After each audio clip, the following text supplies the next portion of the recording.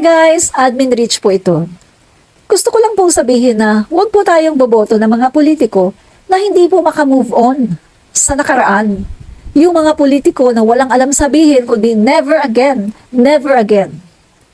Alam niyo mga kaibigan, sabi ko nga po nung nagpunta kami sa Zambales, no? Meron po kaming na-encounter doon na mga kakamping. At sabi ko nga po dito sa isang kakamping na to, na bilang isang BBM or Marcos supporter, willing na po kasi kami na bumoto ng kahit dilawan or kahit kakamping. Sa totoo lang basta provided na naka-move on na po sila doon sa mga issue ng dekada na panahon pa ng 1972. Diyos ko, anong petsa na ngayon? Alam niyo mga kaibigan, bakit ko sinasabi to na huwag po natin iboboto yung mga politiko na hindi makamove on? Kasi mga kaibigan, yung mga politiko na yan na walang alam kundi never again, ay hindi kami pwedeng makipag-ayos, hindi kami pwedeng sumama dito sa Marcos kasi ganyan sila, may mga issue sila na ganito. Hello! Pag ganyan po ang politiko, sarado po utak, huwag po tayong boboto ng ganyang klaseng politiko. Dahil ibig po sabihin yan ay revengeful. At sila po, ang gagawin po nila kapag sila ay nanalo ay hahalukayin yung mga dekada na mga issue ng Marcos. Panay, never again, mga hindi makamove on. So kapag ganyan po ang politiko, wag po natin iboto. Sa totoo lang mga kaibigan, nung pumunta kami ng Zambales diba, nasabi ko nga po sa inyo to, na nakamit po kami doon ng kakamping. At yun, kapag sabi ko nga po doon sa isang kakamping, kami po kasi ng mga Marcos loyalists and Marcos supporters, willing na kaming bumoto ng kakamping. Kahit dilawan, willing na po kaming bumoto, provided na naka-move on na po sila sa nakaraan at hindi po sila yung mukhang never again to Marcos. Guys, ayaw namin ng ganyan. Yung mga politikong akala mo napakalinis, never again to Marcos. Hello!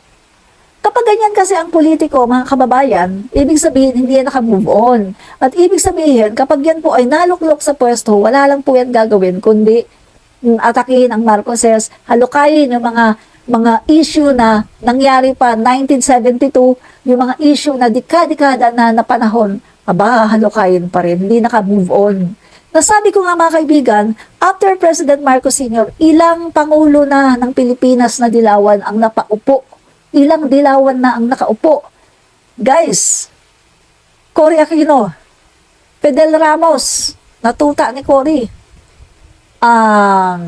Joseph Estrada, si Joseph Estrada lang ang hindi dilawan, no?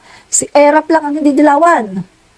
Pang-apat, wag na natin si Erap kasi hindi naman dilawan yan. So, Cory, Ramos, and then exempted sa ERAP. So, kaya ito lang to, Gloria Macapagal Arroyo, dilawan yan. Pagkatapos ni Gloria, si Pinoy. Pinoy. Apat na pangulo ng Pilipinas na dilawan. Pagkatapos, hindi nyo pa rin nagawa kung anong gusto nyo gawin sa Marcoses. Hindi nyo nagawa na dikdikin, hindi nyo nagawa na ipakulong. Ibig sabihin, kasalanan nyo na yan. Ibig sabihin, mag-move on na kayo kasi hindi nyo nga nagawang mapakulong Ilang pangulo na ng dilawan ang naging pangulo ng Pilipinas pero hindi nyo napakulong. Kaya mag-move on na kayo. Pero kung nakikita namin na hindi nyo kayang mag-move on at sige pa rin kayo sa never again, ay hindi kami pwede ganun sa Marcos kasi yung Marcos ganyan, hello. Tandaan nyo, sa mga survey, no? 2 beses na yung survey na yan, tinanong kung ilan ang pro-Duterte.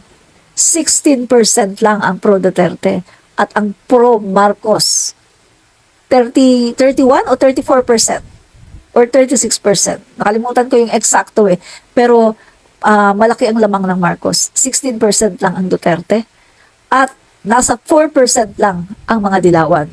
So ibig sabihin mga kaibigan, no?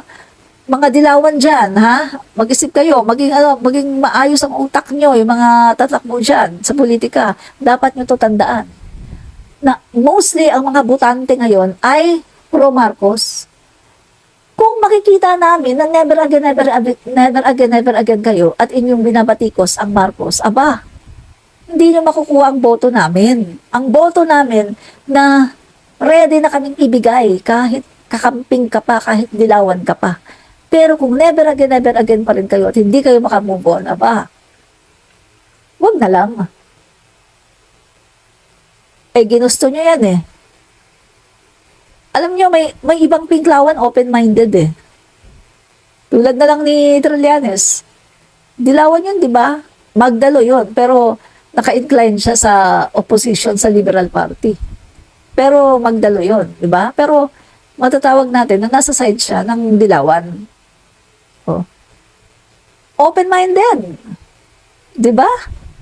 At marami akong nakikita ng mga Dilawan na open-minded eh. Wala, nakamove on na. Wala na sa kanila never again. Pero unfortunately, may nakikita pa ako na nagsasabi na never again sa Marcos. Ay, hindi kami pwedeng makiano dyan kasi ang Marcos ganito. Hello? Marami pong Marcos loyalists and Marcos supporters na botante. Kung ipagpapatuloy nyo yung inyong pagmamalinis, aba, sorry na lang kayo. Hindi kayo makahalal sa national election. Dahil mas marami po kami. Tandaan nyo yan. So guys yung mga followers ko, followers ng aking YouTube channel, ng aking Facebook page, at ng aking TikTok, huwag tayong boboto sa mga politiko na hindi makamove on sa issue na dekada na ang nagdaan. Never again to Marcialo, never again to Marcos, at binabalik ang mga issue. No way. Hindi nyo makukuha ang boto namin. Sorry na lang kayo. Peace.